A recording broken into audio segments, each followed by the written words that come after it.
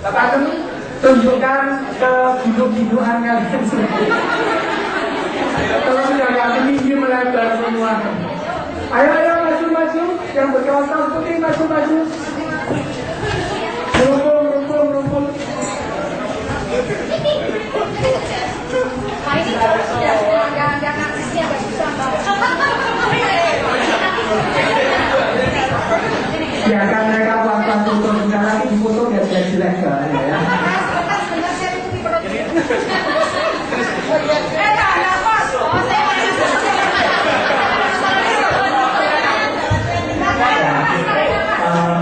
Opetnya diambil dulu supaya kelihatan seksi tadi.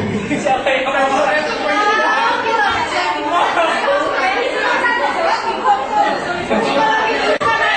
sambil kalian memikirkan pertanyaan ya.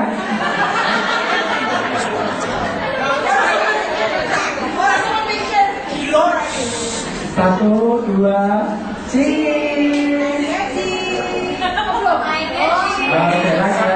lagi. Awas, bentar di belakang.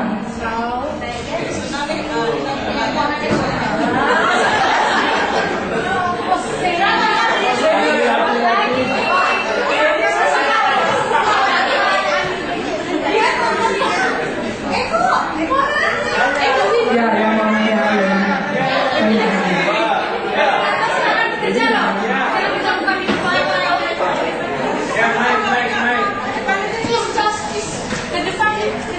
Berdiri.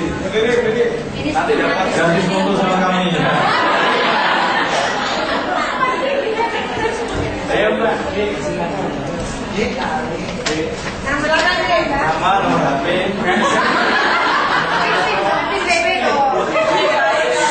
Kayak safety solusi ya.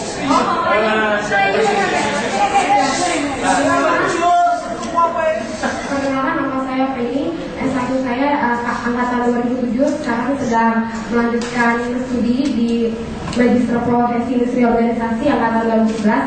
Nah, yang ingin saya tanyakan di sini adalah tadi kan sudah ada penjelasan tentang salary juga yang dari tadi Mbak Desi. Nah, saya kan sebenarnya masih fresh sekali ya. Jadi saya dari saya juga berada pengalaman bekerja dan masih magang di biro saja. Sedangkan untuk saya juga langsung lanjut S2. Nah, bagaimana Mbak dan Mas di sini menanggapi kalau nanti masuk ke perusahaan-perusahaan besar, perusahaan-perusahaan multinasional itu apa yang perlu kami persiapkan ya gitu untuk bersaing dengan, mungkin kalau saya di kelas itu bersaing dengan teman-teman kami yang sudah bekerja dan sudah lebih berpengalaman daripada yang kami yang masih belum ada pengalaman sama sekali. Ya, itu saja. Yang pertama saya lulus dulu. Ya, jadi pertanyaannya mungkin kalau saya boleh menyimpulkan tadi ya, apa bedanya S1 langsung S2 dengan S1 bekerja dulu baru S2? Ada nggak perbedaannya gitu? Nah, siapa yang mau jawab yang mungkin biasa merekrut dan sebagainya? S2 kerja sih nggak ada ya?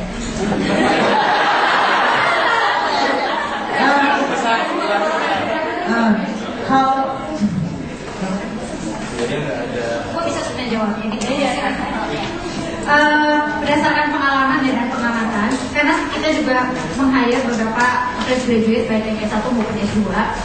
Sebetulnya jalur yang paling baik mau Anda S1 maupun S2 ambil manajemen training.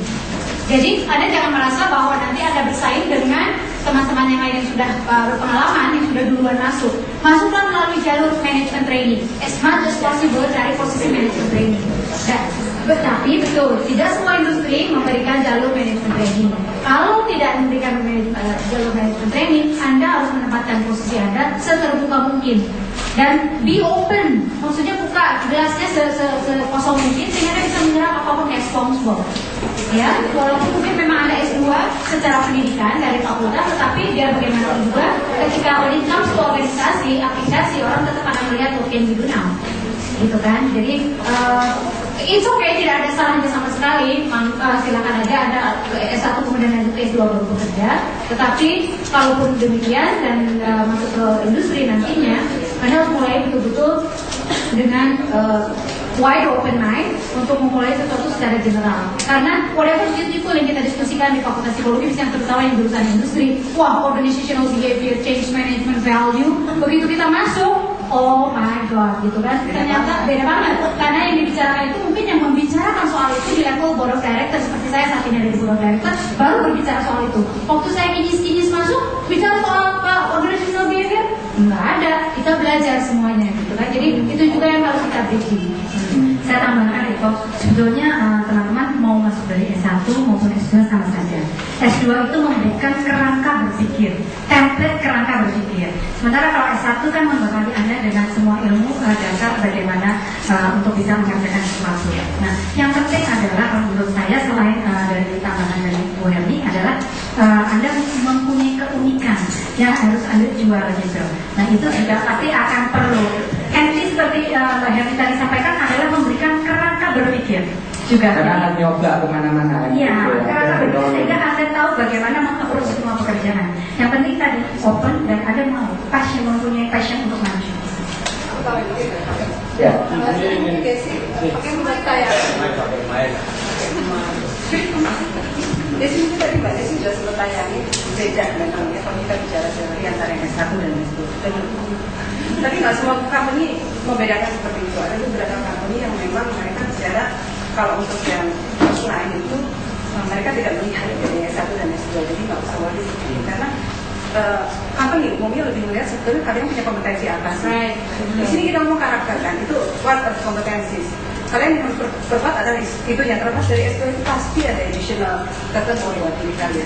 Tapi kalian itu punya sesuatu yang Mbak Sinta tadi bilang personal brand-nya, Desi bilang keunikan, itu yang harus dibentuk. Kita bisa apa sih? Dari yang saya sampaikan tadi, keunikan kita ini semua, kalian dan kami ini adalah salah satunya mengenai psikometrinya, mengenai statistiknya. Itu salah satu personal brand yang harus dibangun dari kita ini keluar dari psikologi UGM. Karena itu yang bisa jadi daya saing kalian semua dengan rekan-rekan dari psikologi Unpad, UI dan yang lain-lain. Tapi selain itu kompetensi yang harus dibentuk. Mungkin satu hal yang dari tadi nggak ketat ya. Unpad nggak ngomongin maaf ya. Udah mas, udah mas. Itu sudah jelas.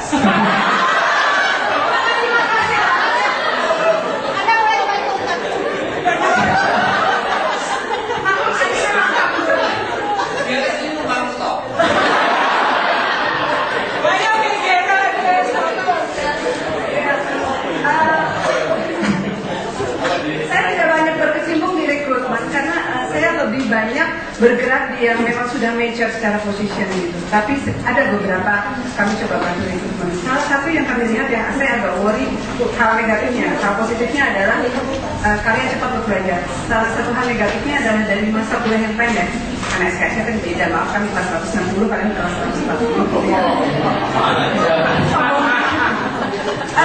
Masa kuliah yang cepat tuh akhirnya mendrive rata-rata in general, saya nggak tahu kalian seperti apa. Itu terlalu fokus ke akademik, lupa untuk asas soft skillnya.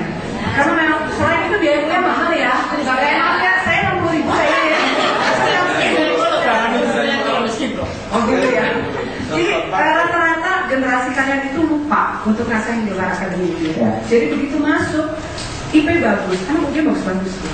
Tapi begitu diminta ngomong di discussion simulation atau presentasi, mingkem ya. Contohnya tadi Mbak Desi bilang, Mbak Desi sempat bingung gitu pada saat awal. Itu yang harus diasah. S1, S2 oke, tapi lebih penting lagi karena in general company itu akan lihat sebenarnya kalian kompeten atau enggak secara untuk level first entry seperti kalian lebih ke soft skill yang confidence, kalian punya kemampuan untuk influence orang lain atau enggak, hal-hal seperti itu. Karena umumnya akan dilihat untuk bisa masuk ke supervisor dan ke manager seperti itu. Biasanya persyaratan IP itu hanya untuk seleksi lamaran masuk.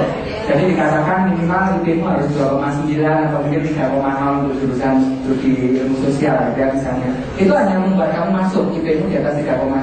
Begitu kamu masuk, tes psikologinya kamu lulus, tapi belum tentu kamu wawancara lulus. Ketika wawancara lulus yang diperlukan apa tadi adalah kemampuanmu untuk kamu sudah pernah bekerja, pernah berkolaborasi, magang dan sebagainya. Makanya sarannya adalah boleh lulus 3,5 tahun, go ahead.